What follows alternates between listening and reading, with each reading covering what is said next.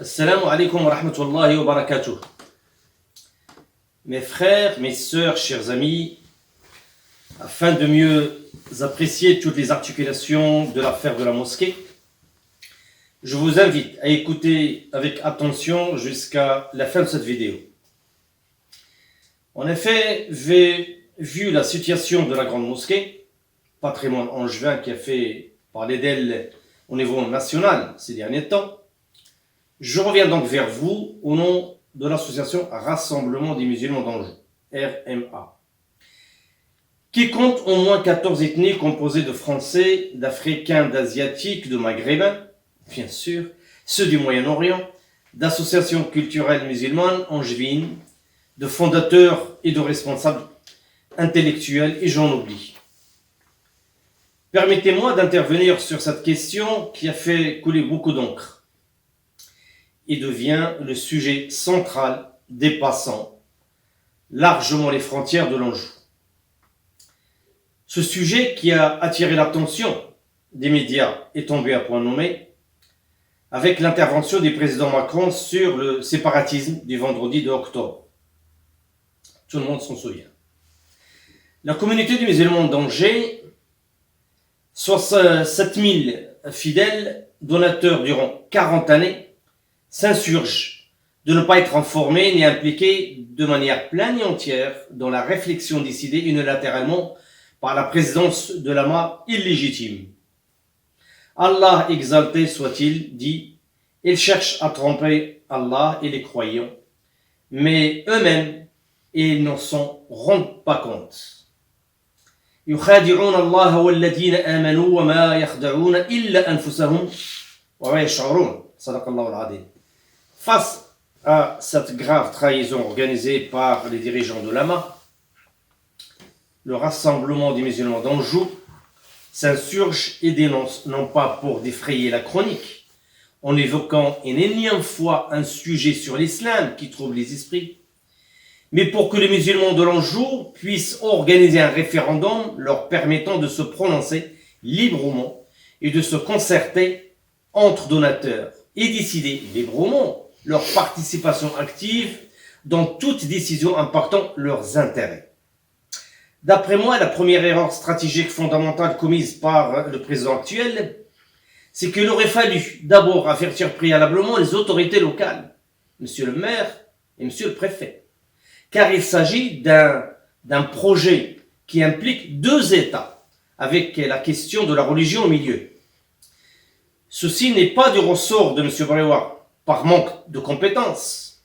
Il n'est pas un haut fonctionnaire du Maroc que je sache, ni habilité, ni mandaté par le gouvernement marocain.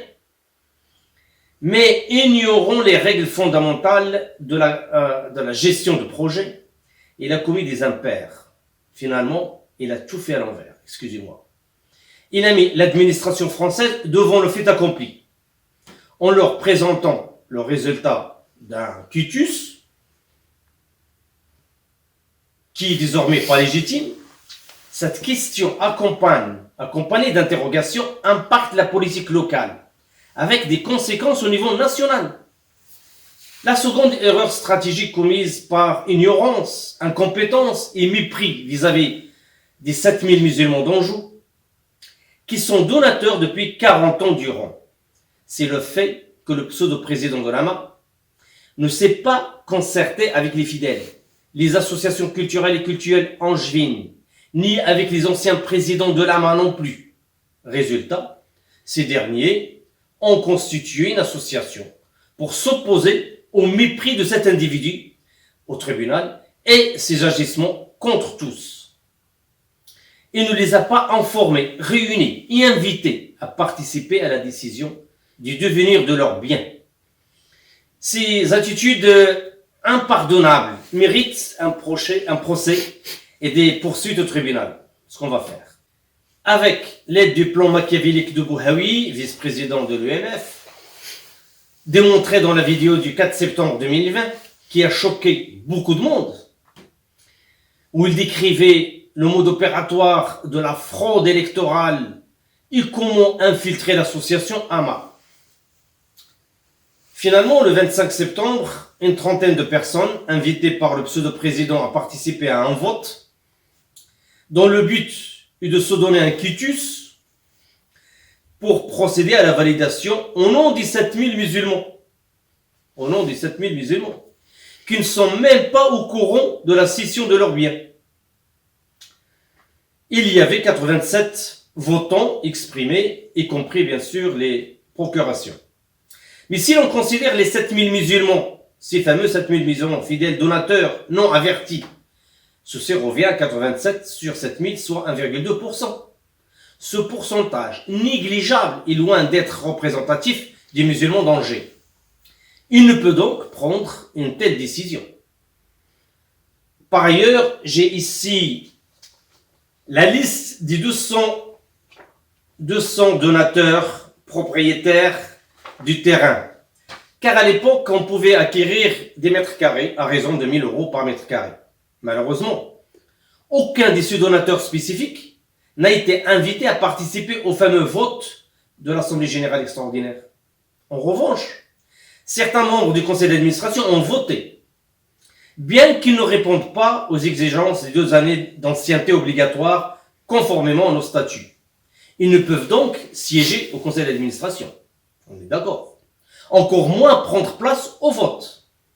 Par conséquent, ce vote est juridiquement illégitime. Il mérite aussi un procès.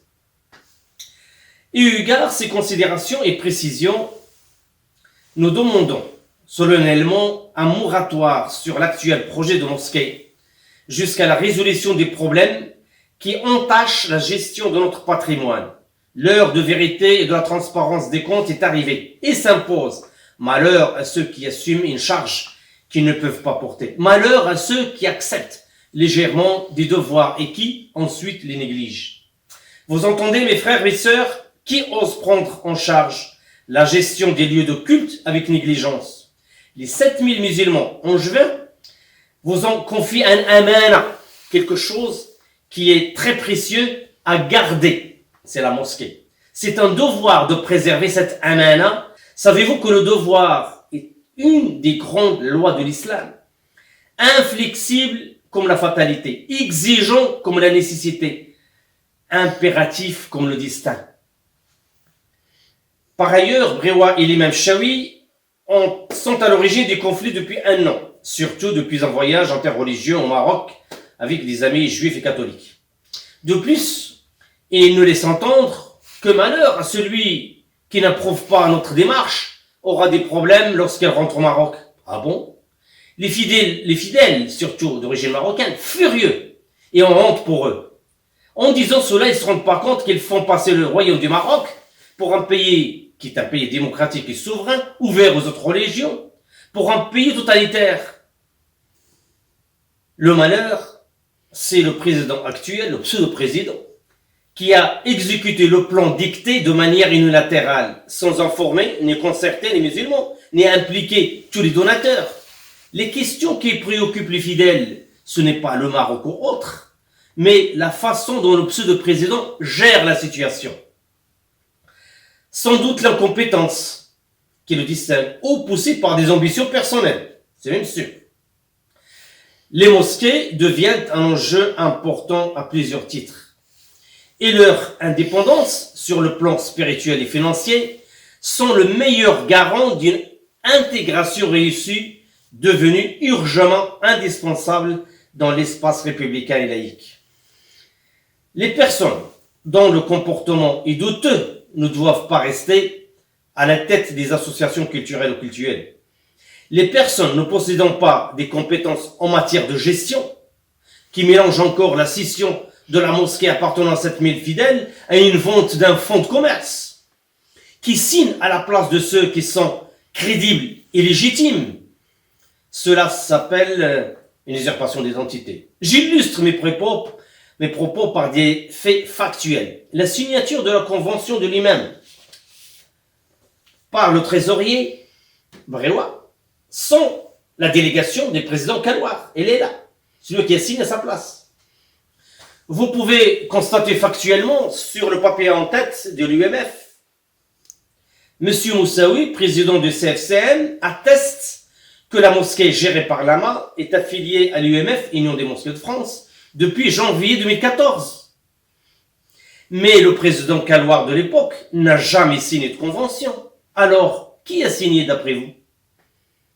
L'acquisition de la Copole en ferraille à 130 000 € en Espagne, dont la commande a été signée par le trésorier sans aucune délégation du président. Alors, Cobreloa lui-même a présenté oralement pendant le mois de Ramadan 2018 un devis d'une entreprise angevine à 66 000 € en bois. Nous avions aussi une proposition turque à 44 000 € posée sur place. Ceci sans parler des portes et fenêtres achetées en Espagne. Alors que nos entreprises locales sont en crise financière. C'est une sorte de patriotisme. Actuellement, on voit dans la presse et on lit dans la presse, la somme de 4 500 000 pour achever le projet est nécessaire. Pourquoi ne pas dire la vérité tout simplement? En effet, il s'agit de la construction du centre culturel et cultuel, la Somme. Mais comment peut-on annoncer ce chiffre sans l'architecture du bâtiment culturel, ni des données du bureau d'études? En revanche, les estimations indiquent 1,2 million, 1,3 million pour finir le bâtiment visible de prière actuellement. Par ailleurs, on nous parle de remboursement du donateur. Je sais pas, on va faire quelque chose qui va rembourser les donateurs. Et il est tellement perdu qu'il commence à dire n'importe quoi. Est-ce qu'il est nécessaire de se focaliser dans un premier temps sur le centre culturel alors que nous n'avons pas terminé les lieux de prière actuels?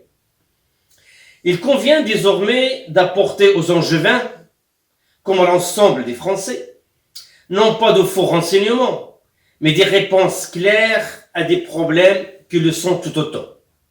Est-il normal que la mauvaise gestion d'un lieu de culte musulman angevin fasse débat au niveau national par la voix des députés du Front National, Rassemblement National, actuellement?